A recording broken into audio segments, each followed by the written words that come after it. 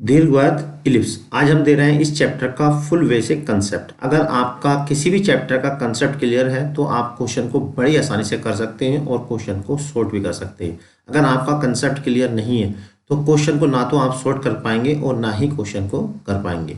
तो मैं इस चैप्टर का फुल बेसिक कंसेप्ट आज दे रहा हूँ। मैं एसपी सैनी, आपका हमारे इस चैनल पर स्वागत है। तो चलिए करते हैं वीडियो को शुरू। तो सबसे पहले हम बताएंगे कि दीर्घवृत्त क्या होता है। अगर देखिए किसी भी द्विशंकु को कोई समतल इस तरह से काटे, जैसा कि फर्स्ट चित्र आपको दिख रहा है, ये कोई द्विशंकु है और इसको कोई समतल इस तरह से काटे कि समतल और द्विशंकु का अक्ष के बीच बनने वाला कोण बी उसके अर्धशीर्ष कोण ए से बड़ा हो लेकिन 90 डिग्री से छोटा हो, तो इस प्रकार जो रेड कलर की आकृति बनेगी उसे हम दीर्घवृत्त कहते हैं। इसको और अच्छे समझने के लिए देखिए डेफिनेशन इसको समझते हैं। तो क्या है डेफिनेशन? डेफिनेशन ये है, दीर्घवृत्त उस बिंदु का बिंदु पथ है जो इस प्रकार गति करता है कि तल में स्थित दो बिंदुओं से इसकी दूरियों का योग सदैव अचर रहता है, वह स्थिर बिंदुओं की दूरियों से अधिक होता है। अब देखिए समतल, ये कोई तल है, इसमें हम देखिए दो बिंदु इस तरह ले लेते हैं S1 और S2, ठीक है। और एक कोई बिंदु लेंगे, यहाँ से देखिए मैंने इस तरह से बिंदु P ले लिया है और बिंदु P की S1 से दूरी और बिंदु P की S2 से दूरी का जो योग है वो अचर रहता है और ये योग S1 और S2 के बीच की दूरी से अधिक होता है, ठीक है। ये बिंदु आप कहीं भी ले लें इस तरह से, तो वो जो योग होगा P से S1 और S2 का जो योग होगा वो हमेशा अचर रहेगा। जैसे मैंने देखिए इस चित्र में तीन बिंदु लिए हैं, P, P1, P2 और बिंदु P से S1 S2 की जो दूरियां हैं उनका जो योग है वो अचर है। इसी चीज़ को हम देखिए एनिमेशन के जरिए भी समझ सकते हैं। देखिए यहाँ पे आपको दिख रहा है कि चित्र में ये दो स्थिर बिंदु हैं, ठीक है, और यहाँ पे एक ये पेंसिल है, ठीक। अब हम इस पेंसिल के द्वारा एक ये धागा है जो बिल्कुल फिक्स है, इसको हम रोटेट करेंगे तो रोटेट करने से जो फिगर बनेगी वो दीर्घवृत्त बनेगी। और इसकी खास बात ये रहेगी कि पेंसिल से इन दोनों जो कीले हैं इनकी दूरियों का जो योग है वो कांस्टेंट रहेगा। तो चलिए हम समझते हैं इसको एनिमेशन के जरिए। तो एनिमेशन के जरिए इसको देखिए समझने के लिए, अब देखिए जैसा कि आपको चित्र में दिख रहा है, आप देखिए यहाँ से हम पेंसिल को रोटेट कर रहे हैं, ठीक है। तो जैसे ही हम इसको रोटेट करेंगे तो जो फिगर बनेगी वो बनेगी दीर्घवृत्त, ठीक है। इसकी खास बात क्या होगी कि पेंसिल से दोनों खूंटियों की जो दूरी है वो स्थिर रहेगी, चाहे वो किसी भी पोजिशन में हो, ठीक। तो इसे हम और अच्छे से देखिए समझ सकते हैं। एक और मैं एनिमेशन आपको दिखा रहा हूँ, तो इससे अगर समझ में नहीं आया तो इससे आप समझ सकते हैं।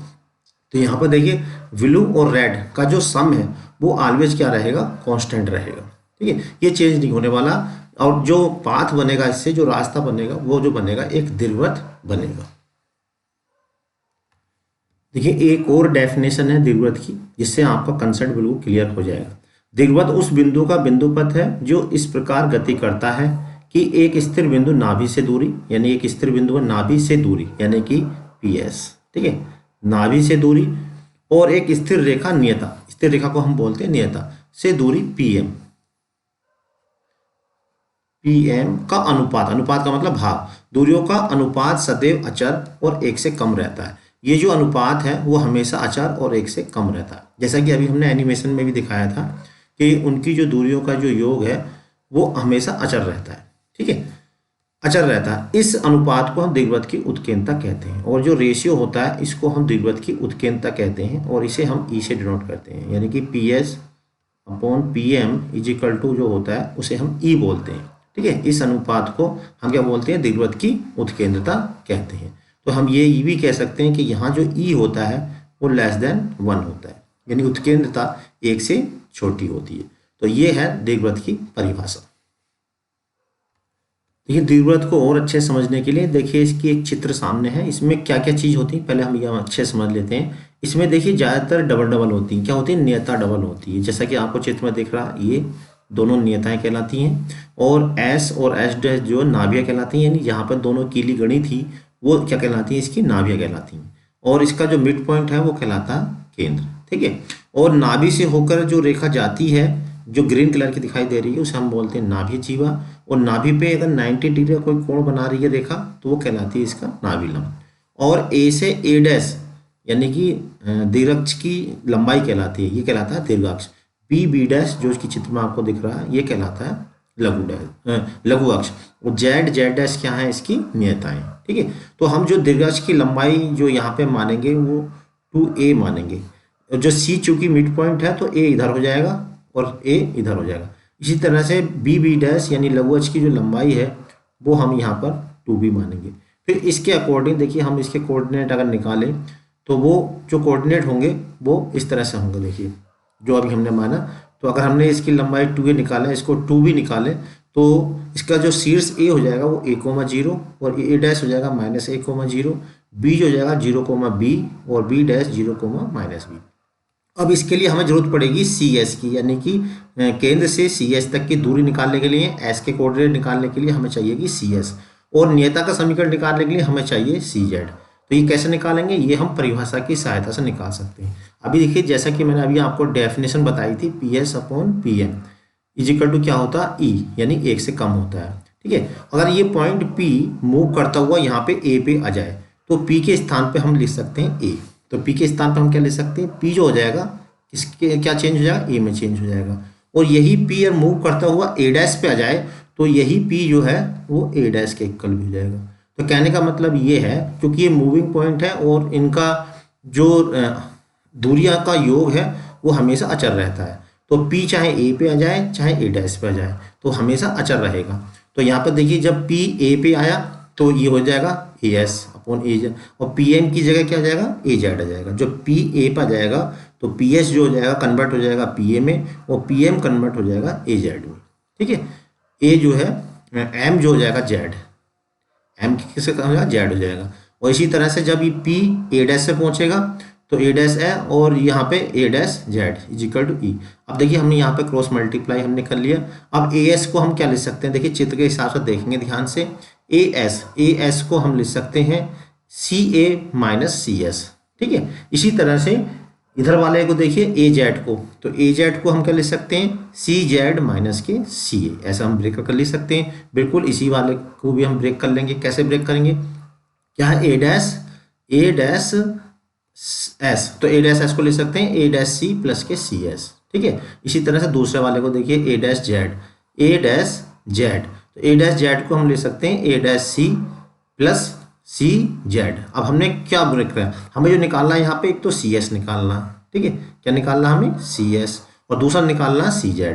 तो अगर हमें CS निकालना हो तो यहाँ पे हमें क्या करना है, इन्हें सब्ट्रैक्ट कर देना, और हमें CZ निकालना है तो इन्हें प्लस कर देना।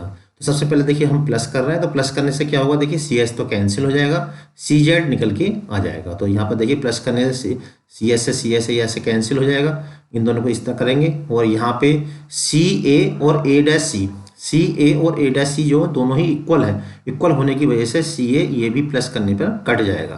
तो यहाँ पर देखिए 2CZ आ जाएगा, इधर आएगा CA plus A dash C। अब ये दोनों कैसे हैं, सेम टू सेम है। इसकी जगह CA की भी वैल्यू A है, A डैश की भी वैल्यू A है, CZ की वैल्यू कितनी है, CZ की वैल्यू हमें निकालनी है। तो देखिए CZ इजिकल टू आ गया A/E। तो जब A/E आ गया तो नियता का समीकरण क्या हो जाएगा, क्योंकि बाह्य के समांतर है और इसकी जो दूरी आई है वो A/E आई है, तो नियता का समीकरण आ जाएगा A/E।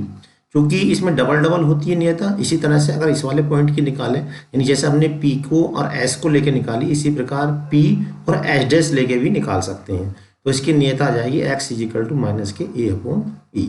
ठीक, अब देखिए हमें निकालना CS, तो CS निकालने के लिए क्या करना पड़ेगा, अब हम इनको प्लस की जगह माइनस कर देंगे। माइनस करने से क्या, हम दो में से एक को माइनस करेंगे तो A डैश C से CA कट जाएगा। क्यों कट जाएगा, क्योंकि CA और A डैश C जो है वो इक्वल है।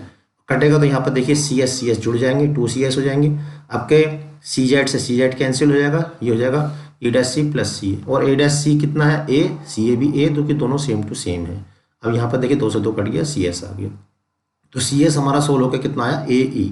अब जैसे ही हमारा AE आ गया, देखिए इसके हिसाब से हमने S के भी कोऑर्डिनेट निकाल लिए। तो ऐसे कोऑर्डिनेट कितना होगा AE,0, क्योंकि CS किसके बराबर है, CS डैश के बराबर है, तो इसके कोऑर्डिनेट हो जाएंगे -AE,0। ठीक है, तो कुल मिलाकर हम ये कह सकते हैं कि शीर्ष हो गए +-A,0, नाभियाँ हो गई +-AE,0। ठीक है, और लघु अक्ष हो गया 0, ±B। तो इन सभी को हम देखिए एक जगह लिख लेते हैं जिससे हमें अच्छे से याद हो जाए। तो यहाँ पे मैंने अगले उसमें देखिए यहाँ पे और इनको दिखा दिया जिससे आपको अच्छे से क्लियर हो जाए। तो यहाँ पर देखिए ये दूरी AE आ गई है, तो इसके कोऑर्डिनेट AE,0 हो गए। माइनस ए कोमा 0, नियताएं हो गई X is equal to plus minus A upon E, शीर्ष हो गए प्लस माइनस ए कोमा 0, केंद्र होगा 0 0, नाभियां प्लस माइनस ए ई। ठीक है, नियताओं के बीच की दूरी हो गई 2a अपॉन ई, नाभियों के बीच की दूरी हो जाएगी 2a ई। तो इन सभी को मैंने देखिए एक जगह लिख दिया। तो यहाँ पे एक चीज़ और है, बी ए और ई में और हम संबंध निकाल लेते हैं। ठीक है, जिससे आपको बिल्कुल और अच्छे से क्लियर हो जाए। तो ए बी ई में जो संबंध है तो कैसे निकालेंगे, हम जानते हैं कि बी एस क्या है, दो बिंदुओं के बीच की दूरी। इस तरह बी एस डैश दो बिंदुओं के बीच की दूरी है। अब हमने इन दोनों को प्लस कर लिया। ठीक है, अब डेफिनेशन क्या कहती है, डेफिनेशन ये कहती है कि बी जो पॉइंट है वो तो ए पे भी आ सकता है। अगर बी पॉइंट ए पे आ जाए तो बी की जगह क्या आ जाएगा, बी जो है ए में आ जाएगा। तो बी के स्थान पे हमने ए कर दिया। क्यों कर दिया, क्योंकि बी जो है मूविंग पॉइंट है, वो इसमें कहीं भी जा सकता है और इनका जो सम है बी एस और बी एस डैश का जो सम है वो कांस्टेंट रहना है। तो हम बी की जगह ए भी रख सकते हैं। ठीक है, क्यों, क्योंकि बी पॉइंट मूव करके ए पे आ जाएगा। तो यहाँ हो जाएगा देखिए ए एस और ए एस डैश। ऐसा हम क्यों कर रहे हैं, ऐसा हम ये कर रहे हैं ए बी और ई में संबंध निकालने के लिए। अब देखिए ए एस को हमने ब्रेक कर लिया। ए एस को कैसे ब्रेक किया, सी ए माइनस के सी एस। इसी तरह ए डैश एस को ब्रेक कर लिया। A dash A H dash को कैसे ब्रेक करेंगे, सी एच डैश प्लस के सी ए।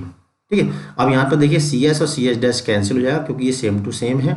सी ए मिलकर 2 हो गया, 2 से 2 कैंसिल हो गया। सी ए की जगह हम लिख सकते हैं कितना, सी ए है स्मॉल ए रख दिया, यहाँ सॉल्व किया, ये आ गया रिलेशन। ये हो गया संबंध ए बी और ई में संबंध। ठीक है, तो अब हमें देखिए ए बी ई में संबंध आ गया। तो अब हम दीर्घवृत्त की इक्वेशन निकाल लेते हैं। पहले दीर्घवृत्त की इक्वेशन कैसे निकलेगी, दीर्घवृत्त की डेफिनेशन से। तो यहाँ पर देखिए दीर्घवृत्त की समीकरण हमने निकाली है। अब दीर्घवृत्त की समीकरण तब निकालेंगे जब ए बड़ा हो, यानी कि इसका जो दीर्घाक्ष है वो बड़ा है। अगर इसका दीर्घाक्ष बड़ा है तो दीर्घवृत्त की समीकरण कैसे निकालेंगे, बाय डेफिनेशन। डेफिनेशन क्या, P S is equal to E P F. P S क्या, बिंदु पी की नाभि से दूरी। देखिए दो बिंदु के बीच की दूरी का सूत्र लगा दिया। पी एम क्या है, नियता पर लंब की माप। नियता क्या है इसकी, ए अपॉन ई। ठीक है, तो इधर इधर लेके जाएंगे तो ये हो जाएगा x minus A upon e is equal to 0। लंब की माप कैसे निकलती है, रेखा में ये वाले कोऑर्डिनेट रख देंगे, एक्स के स्थान पे एक्स ही रहेगा, वाई इसमें है नहीं। अपॉन में क्या आता है, एक्स के गुणांक का वर्ग, और कांस्टेंट इसमें वाई गुणांक है नहीं तो 0 आ गया। अब दोनों पक्षों का स्क्वायर कर लिया। ठीक है, इसमें ए प्लस बी के होल स्क्वायर का सूत्र खोला हमने, कट्टम काटी हो गई। कटने के बाद देखिए पक्षांतर कर लिया। पक्षांतर करने के बाद देखिए यहाँ पे अभी हमने निकाला था पीछे रिलेशन में ए स्क्वायर 1 माइनस ए स्क्वायर के स्थान पर ले सकते हैं हम बी स्क्वायर, ये हम पहले निकाल चुके हैं। तो दीर्घवृत्त का जो व्यापक समीकरण हो गया वो हो गया x square upon a square plus y square upon b square is equal to 1। कम, जब ए बड़ा हो बी से। अब ऐसा है तो इसके देखिए नाभि, शीर्ष, नियता, अक्ष क्या होंगे वो चीज़ें हम सब बताएंगे। लेकिन इससे पहले हम एक चीज़ और करना चाहेंगे, इस दीर्घवृत्त के नाभि लंब की लंबाई। तो नाभि लंब की लंबाई कैसे निकलेगी देखिए वो भी हम यहाँ दिखा देते हैं। तो यहाँ पे नाभि लंब की लंबाई निकालने के लिए हमें पी एस निकालना पड़ेगा। तो पी एस, तो हमें बिंदु पी के कोऑर्डिनेट कितने हो जाएंगे, ए ई कोमा पी एस। चूंकि ये दीर्घवृत्त की समीकरण पर स्थित है, यानी दीर्घवृत्त पर स्थित है, तो दीर्घवृत्त की समीकरण को सेटिस्फाई करेंगे। तो दीर्घवृत्त की समीकरण में देखिए हमने ये वाले जो पॉइंट है पी वाले ये रख दिए। रखने के बाद देखिए हमने यहाँ पे सोल्व किया। सोल्व करने के बाद देखिए पी एस की जो वैल्यू आ गई वो आ गई बी स्क्वायर अपॉन ए, 2 से गुणा कर दिया, यानी कि पी एस की जो लंबाई आ गई वो कितनी आ गई, 2b स्क्वायर अपॉन ए। मैं थोड़ा नीचे कर देता हूँ इसको। तो यहाँ पे देखिए पी एस 2ps पर आ गया 2b स्क्वायर अपॉन ए, और 2ps क्या है, ps का जो डबल है pm, ये कहलाता है नियता पर लंब यानी नाभि लंब। नाभि लंब की लंबाई कितनी होगी, 2b स्क्वायर अपॉन ए। ठीक, साथ में हम यहाँ पे कुछ और चीज़ें भी निकालेंगे। अब देखिए नेक्स्ट है सहायक वृत्त। तो सहायक वृत्त किसे कहते हैं पहले समझेंगे। दीर्घ वृत्त के दीर्घाक्ष को व्यास मान के जो वृत्त खींचता है उसे हम सहायक वृत्त कहते हैं। दोबारा फिर सुनिए, दीर्घ वृत्त के दीर्घाक्ष यानी ए डैश को व्यास मान के अगर हम वृत्त बनाएं, जैसा कि चित्र में आपको दिख रहा है रेड वाला, ये कहलाएगा सहायक वृत्त। अब दीर्घवृत्त पर स्थित किसी बिंदु के संगत वृत्त पे कोई बिंदु पी ले लें, पी को हम केंद्र से मिला दें और जो अक्ष के साथ कोण बनाएगा उस कोण को हम बोलते हैं उत्केंद्र कोण। प्राचलिक समीकरण किन्हें कहते हैं, जब कोई हमारे दो चर हो और इन दो चर का किसी तीसरे चर से संबंध हो तो उस संबंध को हम प्राचलिक समीकरण कहते हैं। जैसा कि हमने परवलय और वृत्त में भी आपको बताया था, दो चर है और इन दो चर का संबंध किसी तीसरे चर से हो तो ऐसी समीकरण को हम प्राचलिक समीकरण कहते हैं और उन बिंदुओं को प्राचल बिंदु कहते हैं। तो यहाँ पर देखिए हमने क्या करा, इसका जो दीर्घाक्ष है वो ए है, यानी कि त्रिज्या ए है। ए त्रिज्या लेकर हमने दीर्घवृत्त वृत्त बना लिया और वृत्त पे बिंदु क्या ले लिया, क्यू ले लिया। अब इसके हिसाब से आधार बटे कर्ण से निकालेंगे तो ए कोस फाई आ गया। क्यू पी एन ये जो बिंदु है दीर्घवृत्त पे बिंदु है, ए कोस फाई बाई वन। अब बाई वन चूंकि दीर्घवृत्त पे स्थित है, दीर्घवृत्त की समीकरण को सेटिस्फाई करेगा। यहाँ से देखिए बाई वन आ गया बी साइन फाइव। तो इसका मतलब ये हो गया कि प्राचल बिंदु हो गया इसके A cos phi comma B sine five. और अगर इनके समीकरण के रूप में लिखना तो पहला x हो जाता है, दूसरा y। ये प्राचलिक समीकरण हो गया। फाई क्या कहलाता है, इसका उत्केंद्र कोण कहलाता है। तो ये सारी चीज़ें हमें पता होनी चाहिए, तभी क्वेश्चन हमें अच्छे से समझ में आएगा। तो चलिए अब इन सबको हम एक जगह लिख देते हैं जिससे आपको याद करने में सुविधा हो जाए। तो जैसा कि हमने बताया था कि दीर्घवृत्त का समीकरण है जब एक जो है b से बड़ा हो, ठीक है। तो ये रिलेशन होता है और दीर्घाक्ष ए डैश जो कहलाता है वो दीर्घाक्ष कहलाता है, यानी मेजर एक्सिस कहलाता है। बी बी डैश ये वाला चित्र में भी देखते रहें, ये लघु अक्ष कहलाता है, यानी माइनर एक्सिस कहलाता है। वर्टेक्स यानी कि ए डैश जो होते हैं वो वर्टेक्स कहलाते हैं, इसके कोऑर्डिनेट होते हैं प्लस माइनस ए कोमा जीरो। केंद्र सी जो कहलाता है केंद्र कहलाता है, इसके निर्देशांक होते हैं 0,0। नाभियाँ ये होती हैं एस एस डैश जो होती है नाभियाँ होती हैं, इसके कोऑर्डिनेट होते हैं ए कोमा जीरो और माइनस ए कोमा जीरो। तो दोनों को मिला के एक साथ कह सकते हैं प्लस माइनस ए कोमा जीरो। नियताएं जो नीले रंग की ये नियता कहलाती है, इधर ए अपॉन ई और इधर की माइनस में हो जाती है, माइनस के ए अपॉन ई। दोनों को मिलाकर लिखेंगे तो यह जाएगा प्लस माइनस के ए अपॉन ई। नाभियों के बीच की दूरी, नाभियों के बीच की दूरी यानी एस एस डैश, यहाँ से यहाँ तक की जो दूरी होती है वो कहलाती है नाभियों के बीच की दूरी, ये होती है 2AE। नियताओं के बीच की दूरी, यहाँ से जो नीली लाइन है दोनों इनके बीच की जो दूरी होगी वो कहलाएगी नियताओं के बीच की दूरी, यानी 2A अपॉन ई जो कहलाती है नेताओं के बीच की दूरी। नाभि लंब की लंबाई, नाभि पे जो लंब हो ये वाला, ये देखिए सभी में चाहे किसी टाइप का हो दीर्घवृत्त सभी में यही रहेगा। नाभि लंब की जो लंबाई होती है वो होती है 2b स्क्वायर अपॉन ए, ये p और ये q, ये निकलेगा नाभि लंब, ठीक है। प्राचल बिंदु अभी हमने निकाले थे a cos फाई और b sin फाई। देखो इसी प्रकार से अगर देखिए b बड़ा हो a से, यानी कि उसका जो अक्ष है वो y अक्ष हो, तो देखिए बिंदु क्या हो जाएंगे, तो इस तरह चेंज हो जाएंगे। समीकरण ये रिलेशन में देखिए जहाँ ए स्क्वायर था वहाँ बी स्क्वायर हो जाएगा और जहाँ बी स्क्वायर था वहाँ ए स्क्वायर हो जाएगा, ठीक है। दीर्घाक्ष जो कहलाएगा अब इसका बी बी डैश कहलाएगा दीर्घाक्ष, और लघुअक्ष कहलाएगा ए डैश। शीर्ष जो कहलाएंगे ये वाले, इसके शीर्ष 0,b और ये वाले जो शीर्ष होंगे 0,b, और इनको मिला दो एक जगह तो कहलाएंगे 0, प्लस माइनस b। केंद्र वही कहलाएंगे जैसा कि पहले थे, यानी कि 0, इसमें कोई चेंजिंग नहीं होगा। नाभियाँ, इसकी जो नाभि होगी 0,be और जो दूसरी नाभि है 0,-be, दोनों को एक साथ मिलाएंगे तो 0, प्लस माइनस b। नियताएं plus minus B upon E, ये एक्स के समांतर रेखा तो इसकी दूरी कितनी आएगी बी अपॉन ई, जैसे वहाँ ए अपॉन ई थी तो इसकी आएगी बी अपॉन ई। यहाँ हमने प्रूफ नहीं की, आप चाहो तो इसको प्रूफ कर सकते हो। और इधर वाली आएगी y is equal to minus k b upon e, दोनों कंबाइन करके लिखेंगे plus minus B upon e. नाभियों के बीच की दूरी यानी कि यहाँ से यहाँ तक की दूरी ये कहलाएगी नाभियों के बीच की दूरी और ये होगी 2BE, ठीक है। और नियताओं के बीच की दूरी, नीली लाइन के जो नीली लाइन है इन दोनों के बीच की दूरी b अपॉन ई ऊपर की ओर है, b अपॉन ई नीचे की ओर है, तो इसे ले सकते हैं 2b अपॉन ई, ये कहलाएगी नियताओं के बीच की दूरी। नाभि लंब की लंबाई, नाभि लंब यानी कि नाभि पे जो लंब होगा ये कहलाएगा नाभि लंब PQ, इसकी लंबाई होगी वो थी 2a स्क्वायर अपॉन b, इसकी होगी 2b स्क्वायर अपॉन ई। प्राचल बिंदु वही रहेंगे जैसा कि पहले थे, ठीक है। अब इसमें देखिए कुछ और बातें हम देख लेते हैं। किसी बिंदु की स्थिति ज्ञात करना, यानी कि कोई बिंदु वो दीर्घवृत्त के बाहर है या अंदर है, ये चीज़ अगर हमें निकालनी है तो ये पॉइंट है। एस को हम बोलते हैं कोई जो भी वक्र दिया होता है उसे हम एस बोलते हैं। एस पे वो बिंदु हम रख दें तो वो कहलाएगा S1, और S1 देखिए अगर 0 से बड़ा आए तो वो कहलाएगा बाहर होगा, और S1 0 आ जाए तो दीर्घवृत्त पर स्थित होगा, और S1 0 से छोटा हो तो दीर्घवृत्त के अंदर स्थित होगा, ठीक है। तो ऐसा क्यों है, चलिए इसको मैं देखिए थोड़ा समझा देता हूँ कि S1 जो 0 से बड़ा होने पर बाहर क्यों है। तो मान लीजिए इस पे कोई बिंदु है, ठीक है, और ये जो बिंदु दीर्घवृत्त के बाहर है, तो यहाँ पे जो कोऑर्डिनेट है मान लीजिए ये जो x1 है और ये जो दूरी है वो y1 है, और यहाँ से यहाँ तक की जो दूरी है वो y2 है, ठीक है। अगर मैं कोऑर्डिनेट निकालूँ तो इसके जो कोऑर्डिनेट आएंगे वो आ जाएंगे x1 y1, ठीक है। और जो दूसरा वाला है इसके कोऑर्डिनेट कितने जाएंगे x1, y2, ये तो होंगे। अब देखिए जैसा कि आपको चित्र में दिख रहा है, चित्र के हिसाब से अगर हम यूज करें तो y2 जो है वो बड़ा है किससे, y1 से। ठीक है, अब मैं दोनों साइड में b स्क्वायर से भाग दे दूं, y2 को किससे दिया मैंने, b से भाग दे दिया। ठीक है, y1 अपॉन b से। अब दोनों पक्षों का स्क्वायर कर दें। जब हम स्क्वायर करते हैं तो हम जानते हैं कि स्क्वायर करने से क्या होता है, बड़ा है तो बड़ा रहेगा और छोटा है तो छोटा रहेगा। y1 square upon b square. अब देखिए x1 y1 क्या दीर्घवृत्त पर स्थित है, दीर्घवृत्त की समीकरण को सेटिस्फाई करेंगे, यानी कि ये हो जाएगा x1 square upon a square, क्योंकि दीर्घवृत्त की समीकरण पर स्थित है, दीर्घवृत्त पे स्थित है, दीर्घवृत्त की जो समीकरण होगी उसको सेटिस्फाई करेंगे, यानी कि ये वाली जो समीकरण है इसको सेटिस्फाई करेंगे। यहाँ से y1 स्क्वायर अपॉन b1 की वैल्यू मैं निकाल लेता हूँ। देखिए y1 square upon b square की वैल्यू निकालूंगा तो ये हो जाएगा 1 माइनस के x1 का स्क्वायर अपॉन ए स्क्वायर।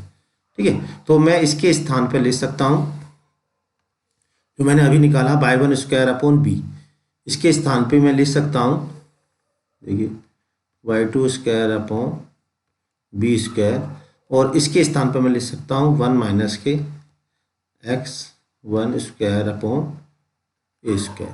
ठीक है, अब देखिए यहाँ पे इसको हम लेफ्ट में ले आएंगे, y2 का square upon b square plus x1 का स्क्वायर अपॉन ए स्क्वायर, और ये हो जाएगा -1 शुड बी ग्रेटर देन 0। तो आप देखिए ये वाला जो बिंदु है, ये वाला, ये मान लीजिए P, मान लीजिए इसको मान लीजिए Q जो बिंदु देखिए दीर्घवृत्त के बाहर है, तो कैसा आया ये वैल्यू, ग्रेटर देन 0 आई। यहाँ पर देखिए x1 y2 था तो इसलिए y के स्थान में y2 आया। अगर मैं y2 के स्थान पे y1 लूँगा, y2 के स्थान में y1 लूँगा तो यहाँ पे क्या आ जाएगा, y1 आ जाएगा। ठीक है, तो सीधा हिसाब है, जो पॉइंट लेंगे वही यहाँ पे आने हैं। अब यहाँ पर हमने x1 y1 लिए तो x1 y1 आ जाएंगे, यानी कि x1 का square upon a square plus y1 का square upon b square -1 is greater than 0। और ये चीज़ क्या कहलाती है, ये कहलाता है S1। ठीक है, तो S1 इज ग्रेटर देन 0 तो क्या होगा, बाहर होगा। बिल्कुल इसी तरह से हम दूसरा कंसेप्ट लेके चल सकते हैं, यानी कि अगर ये पॉइंट अंदर होगा तो y2 जो क्या होगा, y2 लेस देन हो जाएगा y1 से। दोनों पक्षों को b स्क्वायर से b से भाग दे दें, स्क्वायर कर दें, तो फिर ये भी प्रूफ हो जाएगा। ठीक है, तो इस तरह से हमें रटने की कोई ज़रूरत नहीं, सारा कंसेप्ट क्लियर रहना चाहिए। यहाँ पर देखिए मैं कुछ बातें और आपको बताना चाह रहा हूँ।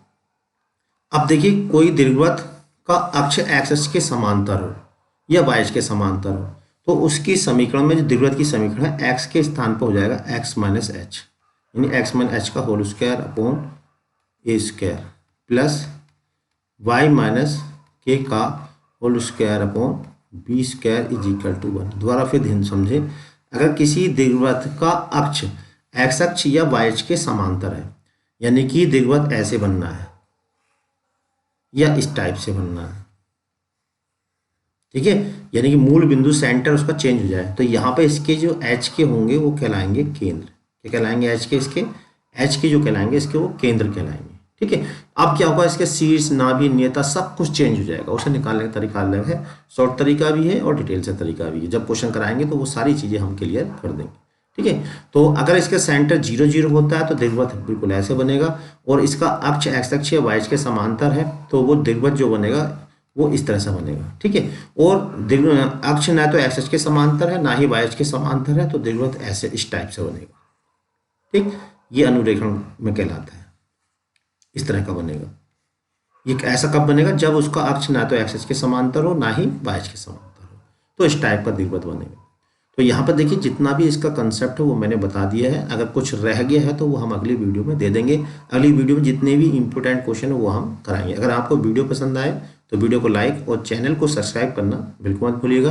अगली वीडियो तक के लिए हमारे चैनल बने रहें। तब तक के लिए जय हिंद, जय भारत।